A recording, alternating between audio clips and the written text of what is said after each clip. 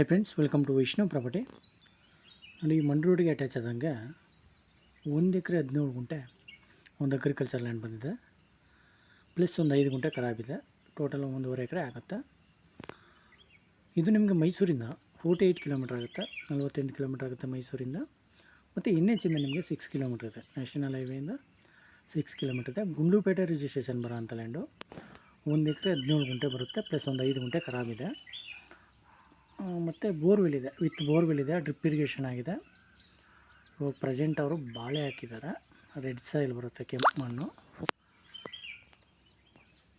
ಒಳ್ಳೆ water belt ಇರೋ ಅಂಥ ಏರಿಯಾ. ಮತ್ತು ನಿಮಗೆ ತಾರೋಡಿಂದ ಇದು ನಿಮಗೆ 1 ಕಿಲೋಮೀಟ್ರ್ ಆಗುತ್ತೆ. ಎಕ್ಸಾಕ್ಟಾಗಿ ಲ್ಯಾಂಡ್ಗೆ ನಿಯರ್ ಬೈ ಏನು ವಿಲೇಜಿಂದ 1 ಕಿಲೋಮೀಟ್ರ್ ಆಗುತ್ತೆ. ನೋಡಿ, ಇವರು ಟೋಟಲ್ಲು ಅಂದರೆ 1 ಎಕರೆ 17 ಗುಂಟೆಗೆ 40 ಲ್ಯಾಕ್ಸ್ ಹೇಳ್ತಾಯಿದ್ದಾರೆ, 40 ಲಕ್ಷ ಹೇಳ್ತಾಯಿದ್ದಾರೆ. ಟೋಟಲ್ ಪ್ರೈಸು ನೆಗೋಷಿಯೇಬಲ್ ಆಗುತ್ತೆ. ಇಂಟ್ರೆಸ್ಟ್ ಇದ್ದರೆ ಕೆಳಗಡೆ ನಂಬರ್ ಕೊಟ್ಟಿರ್ತೀನಿ, ಕಾಲ್ ಮಾಡಿ. Okay, thank you friends.